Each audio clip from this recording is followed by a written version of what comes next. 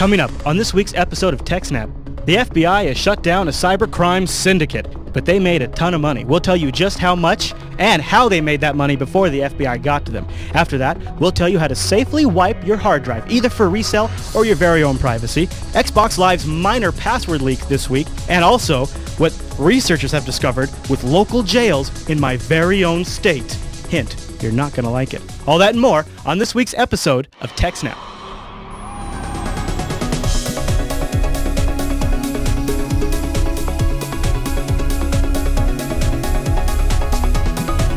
Hi everyone, and welcome to TechSNAP. It's our Systems Network and Administration podcast. This episode is episode 31, and it was streamed live on November 10th for download on November 11th, 2011. This episode is brought to you by GoDaddy.com, and we'll tell you more about them as the show goes on. My name is Chris, and joining me every single week is the tech, the admin, and the teacher, Alan Jude. Hey there, Alan.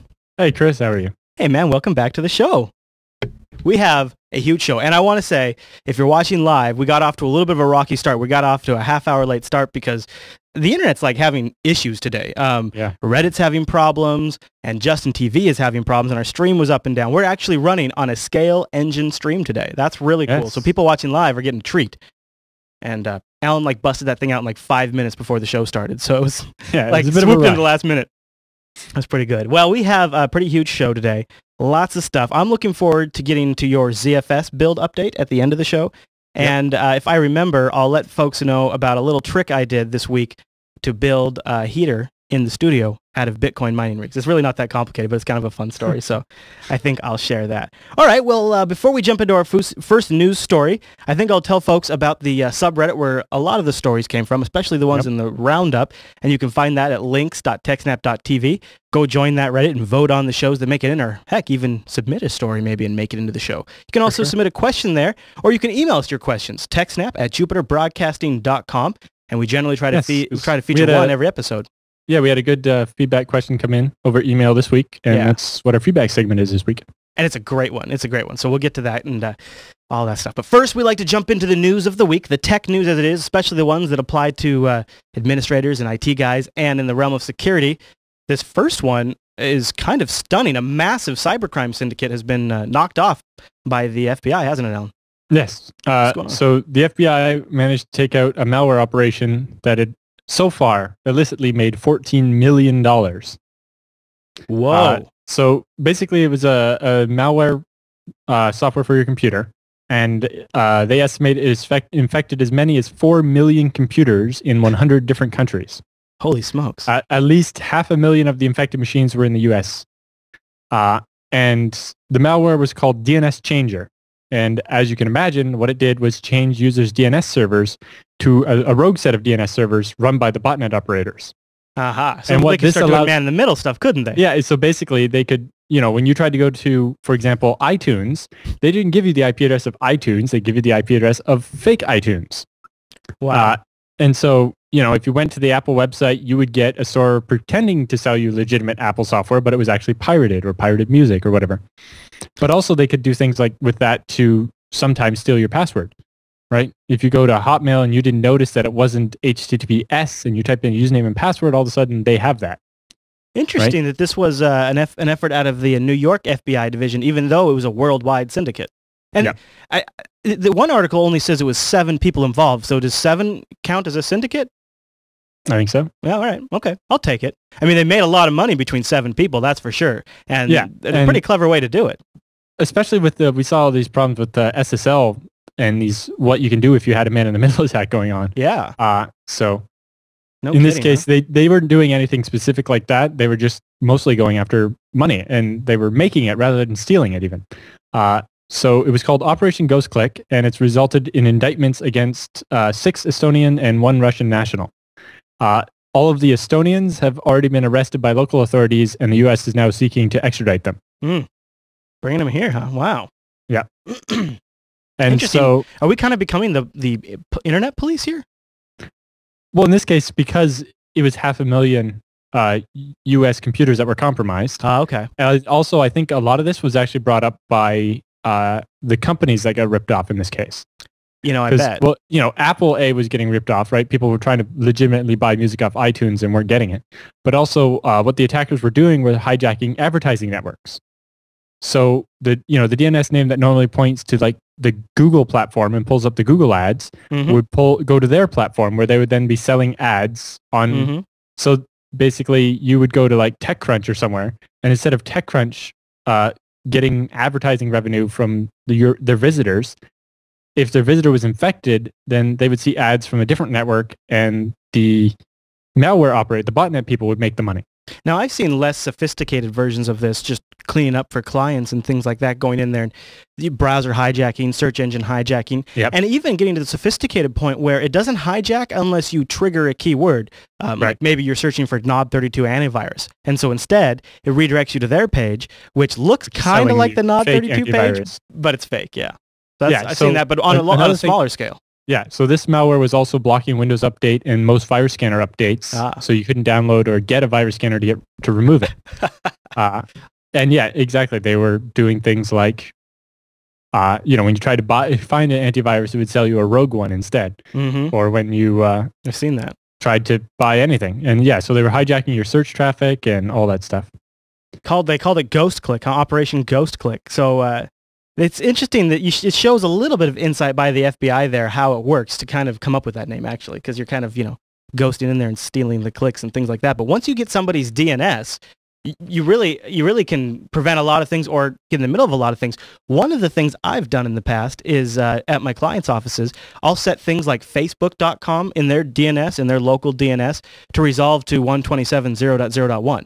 And so I don't have to have any sophisticated blocking software, but anything to the Facebook domains just automatically just resolves to somewhere that goes absolutely nowhere when you're on the local LAN. And that's some little way you can screw with DNS in just sort of a white hat scale that kind of causes the same effect. I could have redirected them to anywhere. I could have made the Facebook.com URL DNS lookup take them to porn for all I cared.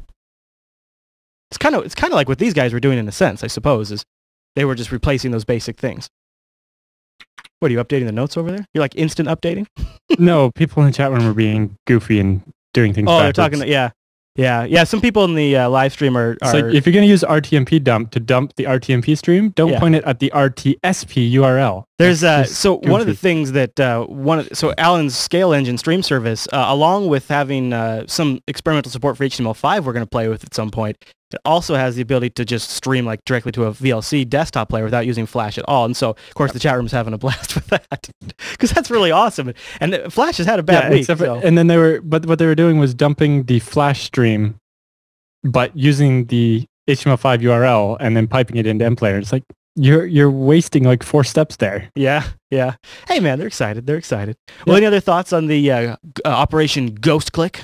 Just the last part was that, the attackers, the likely reason that the FBI got involved was because legitimate advertising networks were being ripped off, and also legitimate advertisers were basically being charged for access to users that were being hijacked, basically. Oh, good point. Yeah, so you had the advertisers getting mad, Google, and then you also had the payees getting mad. Yeah, so the companies that were actually paying for the ads are like, we're getting ripped off here because the people that are seeing our ads are only people with virus-infected computers. Yeah. Well, it's funny to see this online ad space kind of get a little more. I guess in this case it's not litigated, but last week there was a story about Google. Actually, there's been several stories in the last couple of months about Google getting different mandates from the federal government about their online ad practices. In fact, they just recently got smacked down for allowing pharmacy ads from Canada. I don't know if you saw any of that, but the online ad space is getting a lot more interest from the federal officials these days. Are you chatting again? You chatting? Yes, sorry. All right. Get back in the show. I'm back to the show. All right. Yes. So ready for the next story? All right. Let's talk about the next story because I know we have a few people out there that are Xbox fans. I should probably check this. Dozens of Xbox Live IDs and passwords have been leaked and posted directly to Pastebin. Hi, Alan. Yes. So a Pastebin that contained about 90 gamer tags, their passwords, and possibly their email addresses. I tried to find the Pastebin post, but it appears to have been removed. Good, because mine might be on there for all I know. Microsoft says that they do not believe that their network was compromised like the PlayStation one was, and that this list that was on Pastebin is just the result of a small-scale phishing attack. Oh, really? So and the fact that the pastebin only had 90 logins kind of supports that conclusion. Okay, so it's not like we're not talking like a Gawker size leak here. Yeah, we're not talking Gawker or PlayStation Network size leak. We're talking about a bunch of people got fooled, and then the guy threw all the usernames and passwords in a pastebin. There's been, phishing attacks, getting people's passwords. We had somebody tell us on Google Plus recently that they're actually resorting now to like phone calls and calling people and trying to get people's passwords. So, you do that enough times, you could get 90 Xbox Live IDs. That actually happened to my dad. He didn't fall for it, luckily. He called me. Man. It's like, what's going on here? Ah, good man. But yeah, I think we might talk about that one next week as well. Okay. Well, so the obvious thing here is there's drama because the PlayStation Network suffered such a massive outage. And so now to see it happen to Microsoft, but sounds like the scale isn't so big. It's not such a bad breach. Yeah. Basically, it doesn't seem like it was actually a breach. It was just a bunch of users that got tricked. I wonder if anybody in the chat room remembers that website you can go to see if your account has been compromised. There's like a site that's keeping up to date on the leaks. We talked about it in TechSNAP, so it'll be in the show notes of, I think it's like around episode 7 or 8. Maybe I can try to do like a site colon search and try to find that bad boy. Are you an Xbox user? No. Oh, surprise. Yeah. So regardless, I'm just recommending that if you have Xbox Live, you change your password. Yes. Anyway, and also change the password of any service that uses that same password, especially if the email address you use for Xbox Live uses that same password, right? Because literally that would mean your login is your email address and your password is your password, and that email address and password are the email address and password for your email. I can't believe if you do that, you're really bad. The chat room hooked us up. It's shouldichangemypassword.com. Shouldichangemypassword.com, and you can check it. Alan, you touched on it, and I just can't stress it enough. I know it's a pain in the butt, people, and I'm going to make you a video to make your lives easier to help streamline this, but you've got to start using different passwords for every major service that you use. Yep. And I know that sucks because I used to be that guy that had I had 3 layers of passwords. I had my easy password, and then I had my medium password, and then I had the password that was unique to that site. And the problem is all of these online services start really basic. Like when I started using Google, the only thing I used was Gmail, and I used a medium level password. And then later on, Google's added more and more services. All of these online services offer and add more stuff down the road.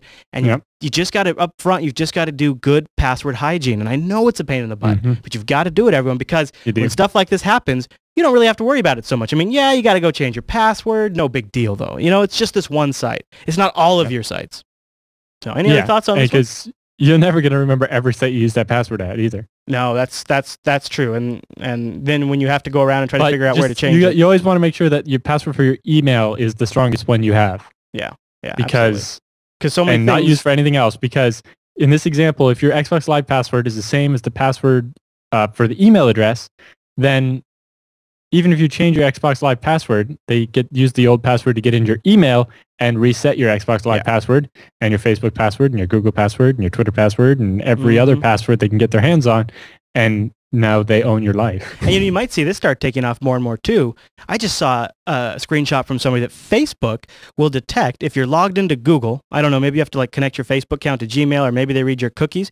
And if you go to reset your password, it'll say, well, we've detected you're already logged in. You can go ahead and you're trusted, and you can reset it right here, right now. So just that kind of stuff it's pretty wild. So yeah, I agree, Alan. Email has got to be your one of your best passwords. Should we move on to the next story? Yep. All right. Well, this one's pretty interesting because it sort of plays into some of the cloud issues we've had today just on the show. The chat room is right along with us. They suffered with us this morning, and they know what we're talking about here. Researchers uncover massive security flaws in Amazon's cloud system. I'm guessing this must be with the EC2 systems and whatnot, right, Alan? Yeah. So it's a vulnerability that has since already been fixed that allowed attackers to basically completely take over administrative rights for somebody's AWS account. You're kidding me. And those rights would include starting new EC2 or S3 instances. Which costs money, baby. Yeah, and deleting other instances. So they could delete all your storage and then make their own. And exactly, an attacker could very quickly run up a huge bill using this. Because by default, without a deposit or anything, I think you can run up to 20 instances, each one costing $200 and some odd a month. Yep. Even if you and that's just if it's idle. Yep. If you make it work, and it burns a bunch of CPU CPU and bandwidth. Then it runs up the all of a sudden using EC2 to crack passwords or scan for other computers for vulnerabilities to infect them or whatever, it gets a lot more effective when someone else is paying the bill.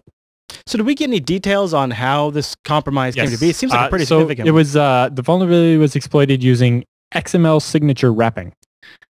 So the requests to the Amazon API are in XML, and they have this signing mechanism. So that specifically, which checks to make sure that the message was not modified while in transit. But the way it works is it only checks part of the message. And so by wrapping part of the message in a subcontainer and then putting a malicious message in the regular place, but in the signature, it still points to the first container name, then it would verify the unchanged part, but actually perform the changed part of the message. Oh, interesting.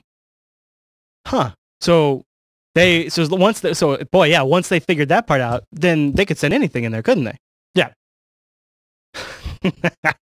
Even they could even if they wanted to just like be a real old school denial of service, they could just send a command to shut somebody's VM down. Be like, for example, Reddit. Turn your EC2s off. Yeah, Reddit runs on EC2. Just boop, boop, apparently boop. Reddit moved away from EC2s after the last Amazon outage. But okay. But yeah, you could also, some companies run so many, and Amazon. If you're a big company and you're used to getting giant Amazon bills for thousands of dollars a month, you might not notice somebody starting an extra EC2 instance in your cloud. Oh, definitely, yeah.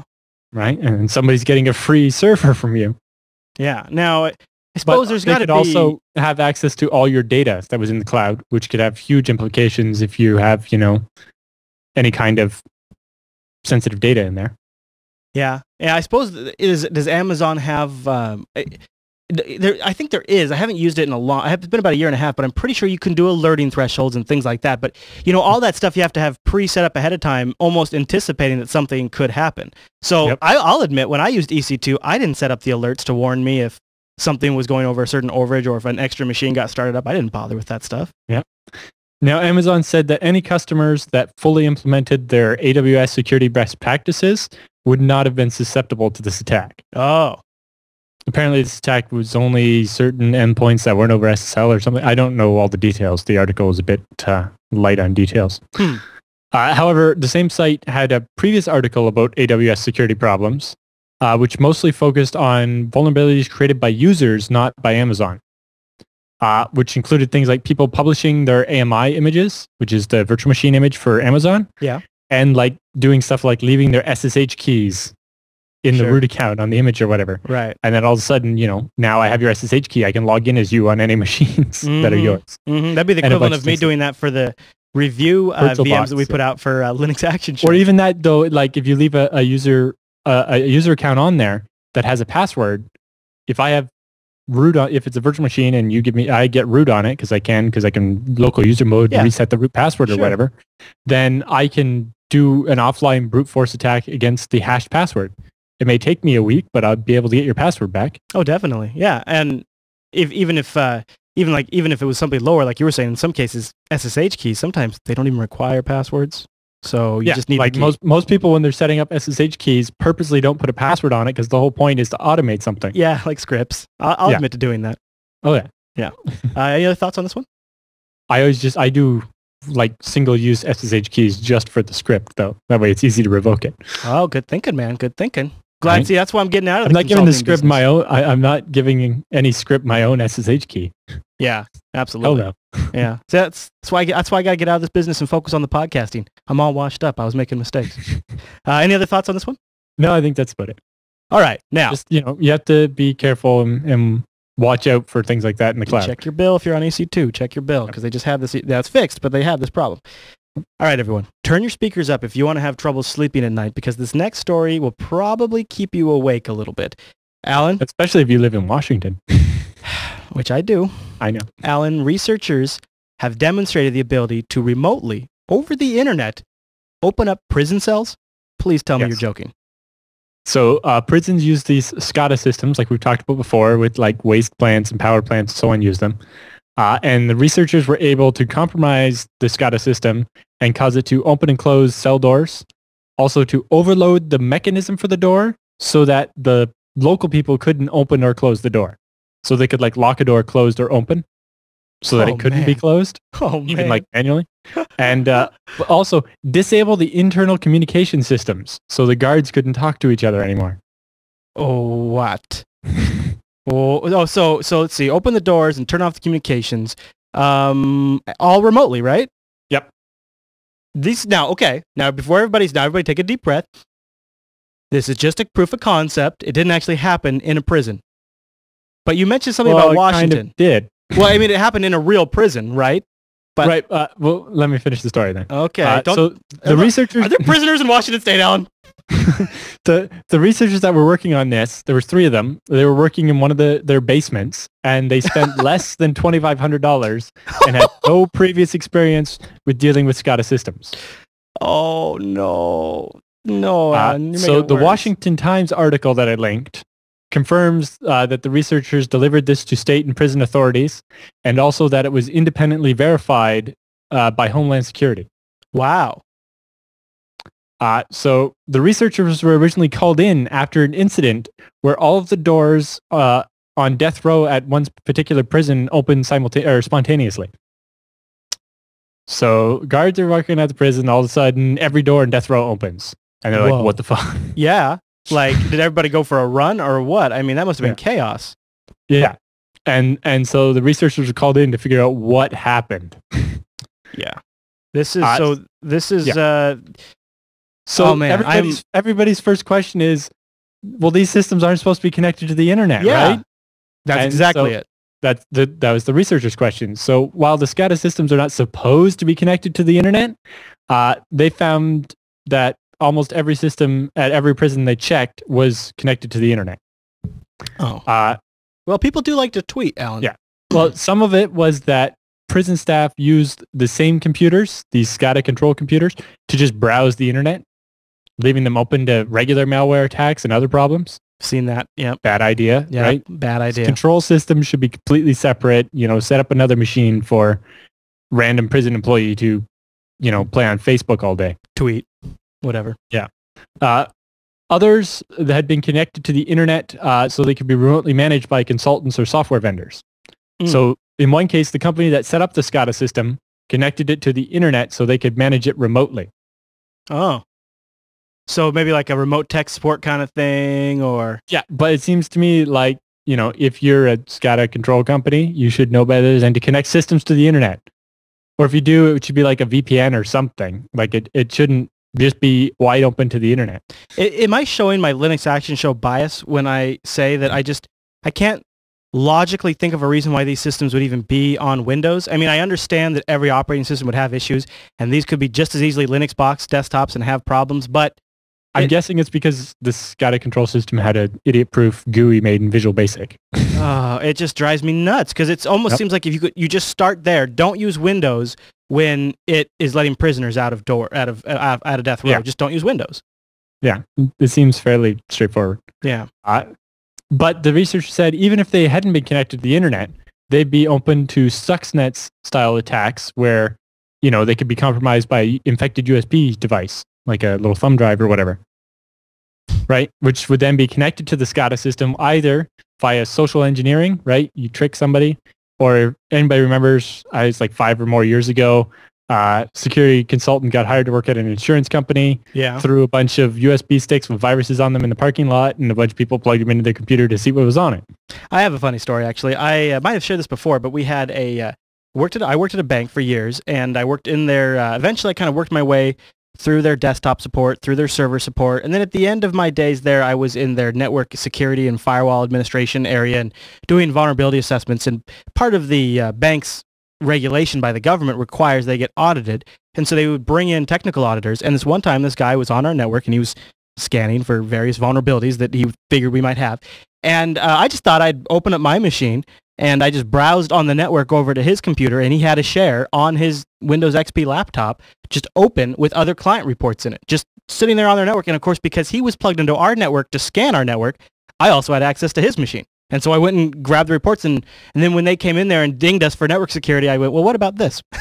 It was very, very vindicating, I'll tell you that. Yes. Well, because I've seen some of these reports, like McAfee's hacker safe thing. Yeah. They're like, oh, we detected a banner of an old version of PHP or something. It's like, yeah, that doesn't mean anything. Right. Go away. Yeah, yeah. So they don't actually find anything useful, and they make a bunch of, niggly things that don't actually matter. And so they make any comments in this story about like what they're going to do to fix this issue? Because it seems like kind of like a big issue. Seems to be like unplug them from the internet would be step one. Yeah. And train your employees not to use it for anything except for, what it's meant for. I become suspicious sometimes when I hear these stories because I know that there is a cybercrime and, there's a very, very, very, very large industry that very much wants the U.S. federal government's business, sort of like defense contracting only for security. So sometimes when I see these stories, little red flags go off. Sometimes it's the same companies. For example, Northrop Grumman does like network security consulting. Yeah. But they used to also make like F-14s. This was independently verified. Yeah, but by Homeland Security, but was it by a contractor for Homeland Security? And it's also in Homeland Security's best interest in a sense for funding to have it be a problem, in a way. Right, but at this one, the independent researchers were just brought in to try to figure out what happened. Yeah, and then it got it definitely seems a little fishy. But it just seems like with those independent guys, this seems a little more legit. Design flaw is what this is. Yes. It's like the vendor who put in this SCADA system should be sued and be made to pay for all the upgrades required to make it work properly. I agree with you. They should be held liable for it. It's a design. Yeah, it's a fundamental design flaw with the product. It's literally incompetence. Yeah, that's a great point, Alan. They should be held. They should be held liable. It's a Windows system meant to control prison doors and is connected to the internet. I mean, I realize you can't make all software authors liable for all bugs, but when you have something like this, when they're providing ongoing support, I'm guessing, right? They're on a big multi-year contract making millions and millions of dollars. Yeah. They're responsible for making it work properly. No, that's a great point. Any other thoughts on that one? No, that's about it. Oh, geez. All right. Well, so if you guys have any thoughts on that story, leave us a comment because that one's pretty out there. It's pretty wild. It is. Now, I have a little story to share at the end of the show about my new. I'm calling it. I was a tech redneck on Monday this week because this is my first week. I'm unemployed now. I'm doing Jupiter Broadcasting full time, and some people thought I got fired. That's not true. I decided to quit so that way I could focus on Jupiter Broadcasting full time. And a big reason why that was made. I quit teaching to work Scale Engine full time. Yeah, it's at a certain point, you try to work your passion at the same time you're doing your regular job, and then you just kind of reach a fork in the road, and you got to make your choice. Where your regular job is holding you back. Yeah, exactly. Exactly. It's exactly what it was. For quite a while, it was important. It was providing you the money you needed to get started, but now it was literally how I funded the network. It just came in. I would work to get the money in one pocket, and then I would pay for stuff out of the other pocket. But thankfully, GoDaddy.com has stepped up, and they are now supporting TechSNAP. GoDaddy is sponsoring this episode of TechSNAP, and GoDaddy.com is like the world's #1 domain name registrar. You do know about GoDaddy.com. Yes. Alan, you know about GoDaddy.com. Oh, yes. I've been using them forever because, yes, not only are they #1, but they're bigger than number 2, 3, 4, 5, 6, and 7 put together. And they got a great system. Alan and I often talk about different features that we like on GoDaddy. Over the next couple of weeks, I've got a couple of different things I'm going to tell you about that you might not know. Some of the higher end stuff, and I mean like really impressive cloud-based systems you guys are going to be blown away to even exist for incredible prices from GoDaddy. And I'm going to start telling you about that next week. This week, though, I want to tell you about the feature that Alan and I talk about all of the time. And I actually, I think I'll take a second here and I'll just show it to you. Alan, you might have to remind me because you had me set it up, but it's you work and I have worked in the past as consultants. With account executive. Account executive. Do you want to explain what it is while I bring it up over here? Yeah. So basically, in this example, it was actually Chris who needed me to be able to manage a couple of his domain names so that I could set stuff up when he was originally moving Jupiter Broadcasting over to Scale Engine. Yes. So he goes into his GoDaddy account, appoints me as an executive, and then basically what he does is in the control panel at GoDaddy, he creates a new folder called like Managed by Alan. Yeah. And any domains he put in there, I would have access to. Now, either that access can be read-only or read-write or full administrator, which has different effects. But so basically what it meant was that I was able to, change the IP address of Jupiter, like edit the records for Jupiter Broadcasting to point them to our DNS servers or to, if he's using, in his case, he was using GoDaddy's DNS hosting, which is very good because they have an Anycast network. I could change the IP address to point it to the Scale Engine servers. And what's been great about that is it's all managed by me, so he's only allowed to do what I want him to do. And since he's our hosting provider, he's able to get in there and execute changes immediately. And so when we had weeks and weeks and weeks and weeks ago, we had a problem with our live stream page. And Alan was able to jump in there and fix the DNS within seconds of the issue and get us back up and going in time for the live show, all because I'm able to delegate that management to him. And then at any point, if the relationship's over, I just end that and I retain all control and I don't give him any passwords or anything like that. Exactly. It's a lot different than hosting providers that make you transfer the domain name to them so they have control. Yeah. Because then when you leave, you have trouble getting your domain name back. Now, or one's, sharing passwords is never a good idea. That's why this executive system, and it's easier for me because I don't have to manage multiple accounts. I go into my one account and I have my domains, my company domains, domains I manage for Jupiter Broadcasting, domains I manage for like 8 other customers. Having everything under one account is so handy and makes organization so much better. And if you want to go over to GoDaddy.com and buy yourself a domain, you can use the code TechSNAP10 to save 10% at checkout. But the code you might be more interested in using is TechSNAP20. TechSNAP20 will get you 20% off hosting plans. And although, to be honest with you, you might take advantage of this while this one's available. TechSNAP7, a domain name for $7.49. That's a great price if you got a great idea. It's super cheap. So thanks to GoDaddy for sponsoring. But, that one only works for brand new domains. Yes. But the 10% off works including renewals. Yes. That's TechSNAP10 for 10% off. And thanks to GoDaddy for sponsoring this episode of TechSNAP. Yep. We really appreciate it. All right, Alan, what do you say we move on to the TechSNAP feedback?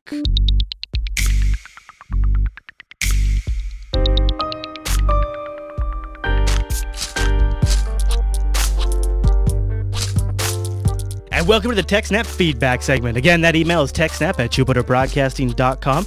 And we love your questions. And this is a great one this week from Simon. He says, "Hi, Chris and Alan. Thanks so much for hosting a great show." Aw, thanks, Simon. He listens to every TechSNAP audio version while commuting. I know a lot of folks do that. And he loves the news and the quality, and he loves to learn a little something too. He says his question is this: are magnetic wiping tools, such as a shredder, I think he's got a couple links here, and wipe, another tool, still useful with the changes in technologies, with 2 and 3 terabyte hard drives? I know that on magnetic hard drives like 15 years ago, I was reading that these drives are now unrecoverable and these tools are now obsolete. Is wiping magnetic hardware 3 or 4 times really necessary before selling it on eBay? For confidential information and things like that. Just keep in mind that he's talking about like that shred command where you just type in shred and you point to the device. The Linux shred command is meant to do a file, and so I'll talk about that a little bit later in my notes. He's also wondering, do the tools work for things like SD cards and maybe even SSD? Right. He says, thanks for the answer. That's a great question. So permanently deleting, A, has it changed for the new technology? And B, there's got to be a few different ways you can do it, right, Al? Right. So there's a number of different tools you can use to overwrite the contents of your hard drive. Normally they do this with a number of different patterns. And the goal is to make sure that the data cannot be recovered, although there's never actually a guarantee, right? It's like someone with enough money and enough time and like an electron microscope might be able to figure out some amount of your data. Uh-oh. But my personal recommended tool is DBAN, which is Direct's Boot and Nuke, which is a little ISO image that boots up and allows you to overwrite your hard drive. I love DBAN. Been using it for years. And it has a number of different modes it can run in. His first question was, do we still need to do this? And yes, it's still a very, very good idea to overwrite the data on your hard drive before you recycle or sell the drive. Didn't DBAN have some sort of origins with the Department of Defense too? Or is that there's another tool out there? One of the algorithms they use is the Department of Defense's. That's what it is. That's what standardized one. It's definitely, and one of the other ones is the Canadian equivalent. It's an old school tool. I'm showing screenshots here in the video version. It's a live ISO you boot up, and it's got a very basic kind of ncurses interface. So the methods have changed slightly over time. Specifically, the original method is called the Gutman wipe, and that consisted of something like 35 passes in a specific pattern, but that was meant to overwrite a specific kind of hard drive. A couple of different encodings, but basically since about 2001, it's been rather useless. Okay. So I don't recommend that you use the Gutman wipe, which is the 35 pass one, which, that's excessive. But you still want to do For medium security, about 4 or 5 passes, and for high security, about 8 passes. But again, it depends on the algorithm as well. Okay. So DBAN supports a number of different methods for overwriting the drive. The recommended one is the PRNG stream. PRNG stands for pseudo random number generator. Right. So what this does is literally overwrite the entire drive with a stream of random data. And if you want medium security, you should do it at least 4 times, and high security at least 8 times. And when you load up DBAN, you can set how many times you want it to do it, and it'll just do it. Some of the other options you have are the DoD's wipe method. So the U.S. Department of Defense came up with this standard, which involves 7 passes. But the default in DBAN is the DoD short method, which consists of pass 1, 2, and 7 of a full DoD wipe. So if you're not that worried about it, but you need some level of safety, you want some privacy, then 3 levels, overwriting the whole drive with 3 different patterns is usually quite good enough. Although, as I'll cover later, if this is for any kind of business, you really want to make sure you do the full wiping. So yeah, you have a picture here of a list of the different ciphers. Yeah, I do. Patterns and so on. Okay, I'll bring that up. And one of the other options is the RCMP's Technical Security Standard for Information Technology, which has this media sanitization procedure, which again is an 8-pass system of overwriting all the data on the drive. Now, I saw some people in the chat room recommended, just using DD to overwrite the entire drive with zeros. Yeah. DBAN has that method as well. It's called the quick erase, but it's not recommended. What all that does is overwrite the entire drive with zeros in just 1 pass. And now that's good enough if you're just going to reuse the drive internally, like inside your company or inside your own house or whatever. But it's not actually secure. It just makes sure that you just with the regular reading, you're not going to see the same data. So it's, you want to make sure that Windows doesn't pick up any of your old data. That's fine. But if you want to make sure nobody maliciously gets your tax filings or whatever, you want more than just a quick erase. The other nice thing about the DBAN tool is since it's a live CD, or you can put it on a thumb drive or even a floppy disk, you just boot, hit enter a couple of times, select your thing, and just walk away. It's a really fast way to also wipe a drive. Yeah. So like if you're quitting, if you're getting a new job and you want to wipe your system before you go and you don't have a lot of time, put the disk in there, run it, walk away. Yep. I'm not saying I've done that, but boy, people listen to this episode, they think I would be awful to employ, I think. I just sound like a dick. Wiping my machine, insulting consultants, whatever. Yeah. So one of the important things DBAN does is also verifying that the data was overwritten properly. Yeah, that's key. So what it does is it reads back optionally either the entire set or just after the last pattern and make sure that that's the pattern written on the disk. So anywhere where what it wrote isn't, what it reads back it doesn't match the pattern, means that part maybe didn't get overwritten properly, and so it'll overwrite it again. There you go. So you make sure that all your data is overwritten properly. Yeah. I wonder if this also might not be a bad exercise for the drive in general, because there's also where the drive would pretty certainly find bad sectors and things like that. Now, if you're trying to do that, something like SpinRite is probably better. I know. It's designed to do that. Yeah. But I'm saying, what I'm saying is it's not necessarily unhealthy. Right. It's one, before you start a fresh system, it might be a good thing to do. Yeah. I'm not certain with his question about SD cards specifically, or any other flash storage that's not in the form of a hard drive. Right. A file erasure utility like Shred may be the only option in that case, because a lot of USB devices either do not accept the ATA commands or SCSI commands, or some USB devices will pretend to accept them but just ignore them because they don't understand them. That's pretty common. Yeah, that is an issue. So an SSD might work in the sense that that'd be attached to your SATA bus and would show up to the operating system. We'll talk about SSDs in a minute. Okay. So in the email, Simon mentions he was using the Shred utility. Yeah. And he would just point it. Shred is originally designed just to overwrite one file multiple times as part of like when you would erase it. Yeah. But he was doing it on the block device, like /dev/HCAA, right? Yes. To overwrite the entire hard drive. Yes. Now, that's not the recommended way to do it. Same with why you wouldn't want to just use DD and overwrite zeros or your /dev/urandom or whatever on your hard drive. Well, the other thing is both those tools are Linux only. Windows users are out of luck with those tools. Right. But what dban and other proper utilities like it do are they use the ATA and SCSI commands to tell the disk that it's being erased. And so the disk will do things like disable the write cache, so it makes sure that all the data actually gets erased. It'll also allow you to erase unaddressable storage, such as if you had bad sectors and they got relocated to some of the spare storage, it'll make sure that both sectors get overwritten there, not just the one that's not just the replaced version. And there's a key thing that just regular old format doesn't do, you know? So that's a good one. And a bunch of things like that to make sure that the entire drive gets securely erased. Now, SSDs are a special consideration here because your typical SSD, say like the one you and I have is 120 gigs, it actually contains more storage than that. It has more than 120 gigs of storage, and then as some of the flash chips burn out, they replace it with this other storage. Yeah, they have some pretty sophisticated little math in there that sort of monitors how many times an area's been written to and moves it around. At the same time, they're also, to make sure that you don't wear out just like one specific flash thing, it does this thing where it moves the data around to wear the whole drive evenly.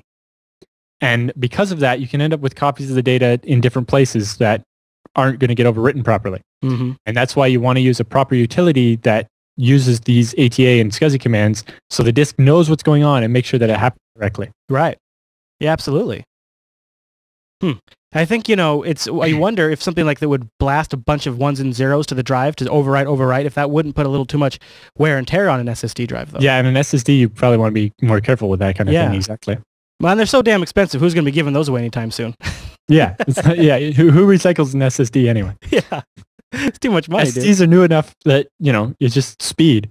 So you want to use a proper utility like dban, not using a regular file eraser or a something like DD to overwrite the device because they're not going to hit every single sector. And that's one of the reasons why, you know, people can in the FAQ on dban, it's like, why is dban up to 20% slower than every other utility?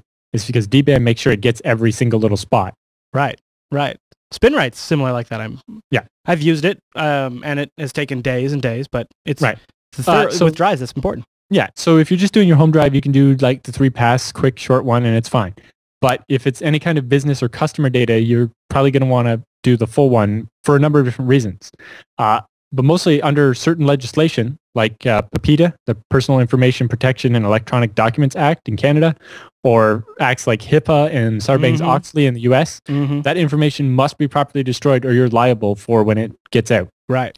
And we've seen these, especially with the HIPAA and stuff, you know, we use computers from hospitals on eBay, end up with patient data on them and stuff.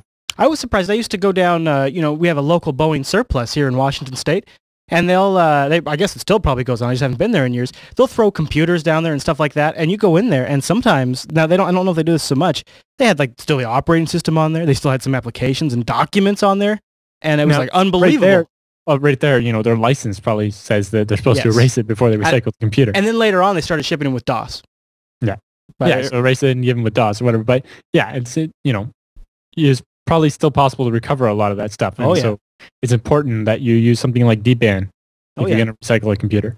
So there you go. So or even if you're throwing it away, if you're trashing it, not recycling it, even though you should probably recycle it properly, you're going to want to erase it first because that's your due diligence. It's your responsibility to erase. And with a tool like dban, a lot of times I'll take a hard drive out and I'll set it on the shelf.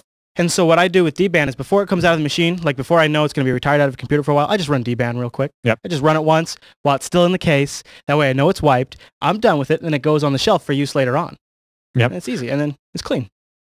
No, dban is whole drive only because it uses the SATA or the ATA and SCSI commands. Right. So if you want to erase only a single partition, again, your file erasure type thing is what you're after. Yeah, and but Mr. Mango had linked an open source tool for Windows called Eraser.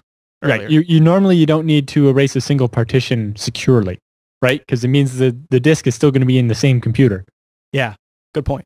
That's not. But I think even on dban's website, they link to a couple utilities if you want to, for example, securely overwrite any free space on your hard drive. So like files that have been changed, and you end up with these fragments of files that it's marked as deleted, but the data's still there. Yeah. So if you want to clean up a drive, there's utilities for that. That's pretty awesome. Things like that. All right. Well, there you go. Thanks for writing in, Simon. That was a great email. Right? It was Simon, right? I think so. Yep. And you can email us too, techsnap@jupiterbroadcasting.com. All right, Alan. Well, I think I feel a change in the wind. Yeah, there it is. That must mean it's time for the TechSNAP Roundup.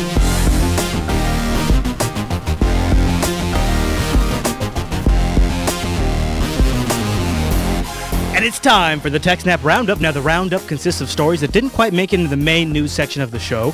Generally, these were powered by our Reddit over at links.techsnap.tv. And generally, they're great stories that we just want you to hear about. Maybe you can do some further reading on if you go over to the show notes. Things like that. They're we move fast through these ones, don't we, Alan? And the first one goes to you, sir, and it's about MIT servers used to stage attacks. Yeah, so one or more servers at MIT were hacked and used to stage attacks where they would scan and then compromise vulnerable sites. Wow. Specifically, they were looking for sites running older versions of PHP MyAdmin, which is a common administration utility for MySQL servers. Mm-hmm. And they managed to compromise over 100,000 sites using that from the MIT server. Wow. Specifically, MIT is less likely to get banned from a lot of places. Like, you see that traffic coming from that host, you don't assume it is as bad as traffic when you see random traffic coming from, some Chinese ISP or something. Mm-hmm. They're less likely to try to block the entire MIT IP range. Absolutely, right? Because you want their visits. Yeah. You want people from MIT. Yeah.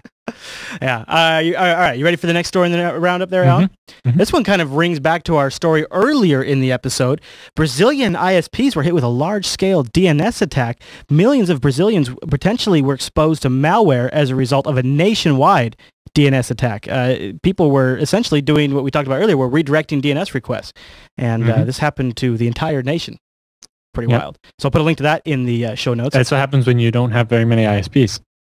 True. All right, Alan, the next story goes to you. And is this regarding the Protect IP Act? Is this the EFF's response to Protect Yes. IP and eParasite? What's going on here? Yeah. So the Stop Online Privacy Act is so the EFS was analyzing the law and found that even though it doesn't specifically call it blacklisting, because when they saw that term, they knew they had to take it out or they would cause uproar. Sure. The new Protect IP Act will actually contain the ability for them to set up this blacklist where any sites on it you won't be able to visit them. So it'll be censoring the internet. Chris does not like. And specifically, the blacklist isn't even decided by the government. Your site can get added to this blacklist. It's not even decided by a legal process. Yeah, the RIAA decides, exactly. Random companies can decide that your website should be blacklisted for all people that live in the USA. And this would be done at your ISP's DNS server. So your ISP would be forced by law to help the government stop you from going to certain websites. It's unbelievable. It's like so Big Brother, I can't even believe it, because the companies that will be responsible for deciding who should be blacklisted have an incumbent sort of position already, and so they are going to defend their turf as much as possible through every tool they have, including tools like this. Yeah, it's the internet. No one should be able to decide what sites I can go to except for me. And it blows my mind that people think that one authority in one country, like the United States, can impact how someone browsing in Europe isn't subject to any of our laws. What they can get. In this one, they would be doing it through the ISP DNS servers, so it wouldn't affect Europe. But no. But if it's the hosting ISP, right? I mean, if you go and if somebody went to Server Beach and said, take out this DNS out of your, it would go. Once you went to Server Beach's network, it would just die. No, but it would be more along the lines of Comcast stopping all their customers from finding the website. Right. But there is provisions to be able to take out servers. If they find servers that are helping infringe, they can take them out. What this is about is when the server for the website is in a country where they can't take the server down, then they make all the U.S. Consumer ISPs block access to that server. So essentially setting up a firewall in a sense. So, the Pirate Bay is out in Sweden and so it can't get shut down by the U.S. government. So the U.S. government just says all U.S. consumer ISPs have to block people from looking up the piratebay.org. Now everybody just bury your head in the sands, pretend like it doesn't exist. Just pretend like it's not there. Yeah. It sounds literally like what they do in China, where they just pretend like things don't exist. And actually, it is what they do in China. Yep. So there you go. All right, the next story on the roundup is China, speaking of them, is scorning the U.S.'s claims of cyber espionage. This is interesting. Remember, I had mentioned this last episode, and I said a lot of things are pointing to China Have we heard what they have to say? We talked as one of our main stories a couple of weeks ago about the U.S. in their regular trade negotiations with China being like, you guys really got to stop attacking us so much. Well, so here's what the Chinese said. Now, of course, this is of course what the Chinese are going to say, but this is the foreign ministry spokesperson. They rejected the recent reports and said that Beijing has had a long-standing position that it wants to help in cybercrime. Online attacks, he goes on to say, are notable for spanning national borders and being anonymous. Identifying these attacks without carrying out a comprehensive investigation and making inferences about the attackers is both unprofessional and irresponsible. He later goes on to say, I hope the international community can abandon the prejudice and work hard with China to maintain online security. Yeah. Now, this sounds exactly like he would say in his position, but they also do have to wonder, and I have felt personally, it has not always passed the sniff test. I've seen a lot of fingers pointed at China, and sometimes the hardest evidence they have is one of the connecting IPs or something like that came from a China IP block. And it's just not enough, I think, to make a full accusation. But we're we're doing it as a whole online community a little bit. So I think this take it with a grain of salt, but maybe think about it a little bit. Mm-hmm. All right, Alan. I think that was the last story in the roundup, right? That was it. Yep. All right, let's talk about your ZFS server project. Now, people just tuning in might not know that we had a long arc of Ultimate Home Server episodes, and in those in the background, Alan was assembling his future server, which is going to be powered by FreeBSD, and it's going to have tons of storage with ZFS, but what's the update, Alan? So I actually put the final parts list together as a wish list on Newegg and posted it so everybody can see exactly what parts I decided to use in the server and so on. I've done this too. Using this wish list method is a great way. Like I've done Hackintosh builds, and you can just post the entire hardware spec right on one page. Yep. I really like that. So far I've managed to get some of the hard drives, and the other 6 are on the way from Amazon, although they were supposed to be here yesterday and they still haven't shown up. But yeah, I thought their shipping estimate was kind of optimistic as it was because it has to cross the border and everything. I've noticed too that some of the drives you have on here now have a limit of 1 per customer. Yes. Yeah, Newegg would only sell me 1 every 48 hours for those drives, so that's why I bought 6 of them from Amazon. And look, a 2 terabyte drive is going for $350 and $374. Yeah, for the originally those drives like 3 weeks ago were only $249. And now I've seen them on other sites as high as $399 for the same drive. And you're getting a bunch. Almost double the price. And you're getting 11 drives. Yeah, so I have a Supermicro chassis with 8 hot swappable SAS bays, dual 920 watt power supplies. It's got dual processors. It has slots for up to 18 sticks of RAM. Nice. So I put 48 gigs of DDR3 1333 megahertz RAM. You put 48 gigs of RAM in it? Yeah. 48 gigs of RAM? What the hell are you going to do with 48 gigs of RAM? ZFS cache. That's going to be a massively awesome cache, dude. Well, the server supports up to 288 gigs of RAM because it has the 18 slots. That's but nuts. The amazing part is how little money RAM costs now. Yeah, I know. Storage is way up. RAM. I only spent like $500 on 48 gigs of RAM. Yeah. But yeah, and also dual quad-core 2.4 gigahertz processors with hyperthreading. Yes, these Westmore Xeons, right? Yes. Oh, I love those. So it's got 2 SATA hard drives for the operating system, and then 8 SAS hard drives for the RAID Z2, plus 1 more SAS drive as a spare. It won't be a hot spare because there's only the 8 hot swappable bays, but we'll have an extra hard drive in a box sitting beside the server so that when one of those drives dies, we can replace it right away. Yeah, that's the $374 drive is the SAS drive, which, SAS is more expensive. Yep. And then we spent lots of money on the RAID controller. Yeah, these Adaptex, right? Yep. And that can control 8 drives directly, or with the help of the backplane splitter things, can support up to 256 drives. And has 512 megabytes of its own RAM as a cache. Nice. And looks like it's a, PCI Express 2 card? Yep. So Gen 2 PCI Express, like 4X. Yeah. Now, we opted not for the battery backup unit. Regular fancy RAID controllers will have a little lithium-ion battery that will keep whatever, like the 512 megabytes of cache alive for so many hours. But the most any of those batteries could ever last is about 72 hours.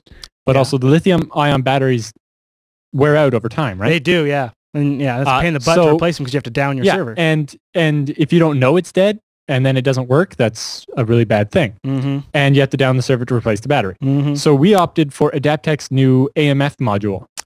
Cool. It's called ZemCap. It's a zero maintenance emergency battery thing. Is it more like solid state storage? So what it has is 4 gigs of NAND flash powered by a supercapacitor. So it has a capacitor that will keep that will keep the battery backup this AMF module on for about 60 seconds. Right? Okay. So it'll keep the flash memory on for 60 seconds. In that 60 seconds, it can write out the 512 megs of cache onto this 4 gigs of NAND flash.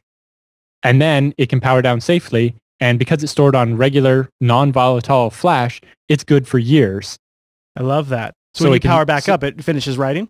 Yeah. So I don't have to make sure that I get everything back up within 48 hours or whatever.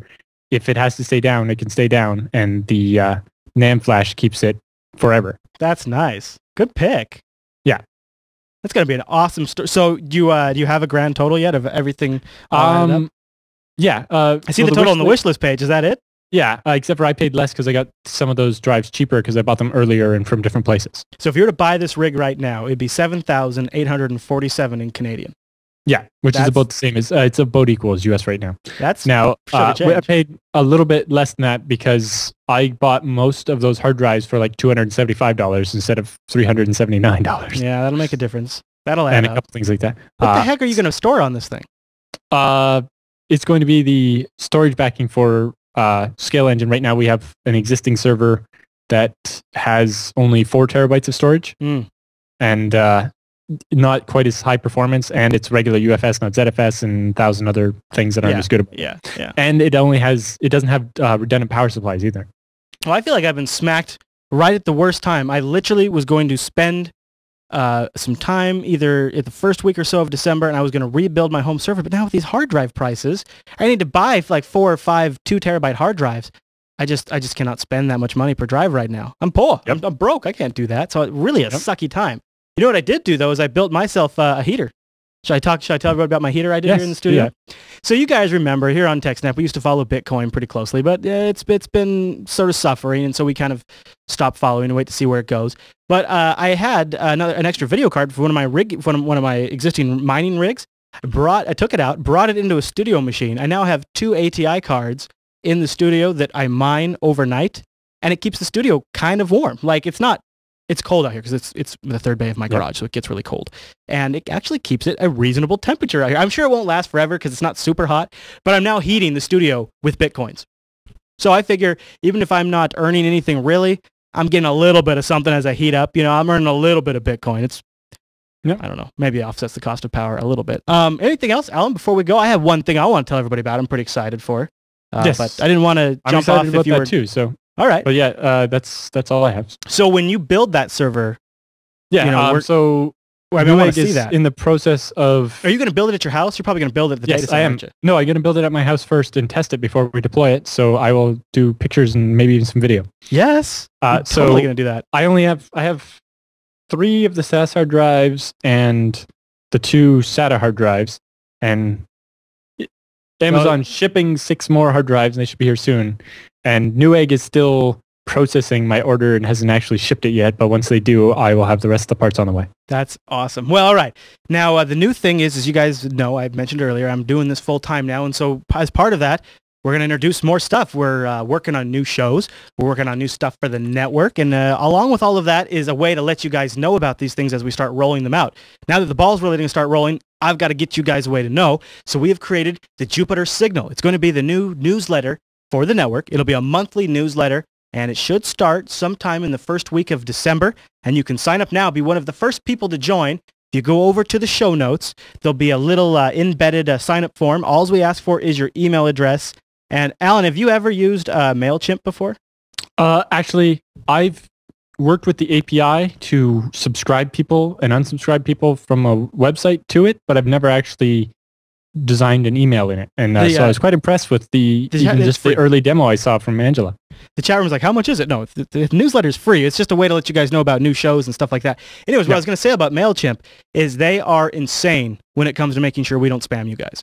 We couldn't spam you if we wanted to. Like, I have to go get a P.O. box for this stuff. I have to give them like an ounce of my blood. I have to like tell them about my deepest, darkest secrets, all these kinds of things. It's kind of unbelievable. Yeah, because they're actually sending the mail on your behalf. Yeah. And so they don't want to get blacklisted by anybody as being a spammer. No, it's totally legit. And they make sure that, this shows up in your inbox, not in your spam box. And to maintain that, they're very, very picky. Yes. So you do not have to worry about getting spam. So I encourage you to go over the show notes and sign up for the Jupiter Signal. If you want to be the lazy web like I do sometimes, you can also go to bit.ly/Jupiter Signal and sign up. Although there is an RSS version of the newsletter if you don't want it as an email. Oh, is there? Cool. All right. Well, we'll publish links to that provides too. That as well. Okay. We'll get links to that published when we launch the actual newsletter. Because we've been kicking around so many ideas for this newsletter. It's going to be awesome. So I was helping Angela. I had the idea about some of the stuff we used to do in the Jupiter Force newsletter, like the fake ads. Yeah, we got a couple of funny ideas for it too, a few jokes and things like that. So it'll be a lot of fun. And she has a cool segment about the other people in the community. Yes. Yeah, we're gonna try to spotlight people that are either behind the scenes helping with the network or people that are often frequently in the community contributing. That's one of the many things. It's nuts. And then also background information about new shows we're launching. Yeah, like her list that she gave me had like 14 items on it. And I helped her it's got like 24 now. It's got like 24 items. We'll rotate it up. But also things like collections of like our best Android picks and stuff like that. And it's so much stuff that we've been meaning to get out to you guys that we just don't get a chance to communicate to you. And so I think this newsletter will be a great way. And then of course, there's also all the other various ways you can interact with us, like the email address, techsnap@jupiterbroadcasting.com, links.techsnap.tv, that's the subreddit, or go over to jupiterbroadcasting.com and look for episode 31 and grab the show notes. All that stuff Alan was talking about with D-band, the different modes and all that kind of stuff, it's all documented in the show notes, along with links to everything we talked about. Alan, anything else you want to cover before we head out of here? No, I think that's it. All right, everyone. Well, thanks so much for tuning in to this week's episode of TechSNAP, and we'll see you right back here next week.